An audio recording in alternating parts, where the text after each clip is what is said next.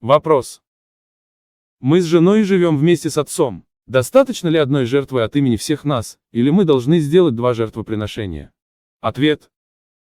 Хвала Аллаху, одной жертвы достаточно от имени всех вас, потому что в Суне говорится, что одной жертвы достаточно от имени человека и членов его семьи. Ата ибн Ясар сказал, я спросил Абу Аюба аль-Ансари, как во времена посланника Аллаха, да благословит его Аллах и облагодетельствует, совершали жертвоприношения. Он сказал, человек приносил в жертву одну овцу от себя и членов своей семьи. Они ели мясо этой овцы и кормили им других.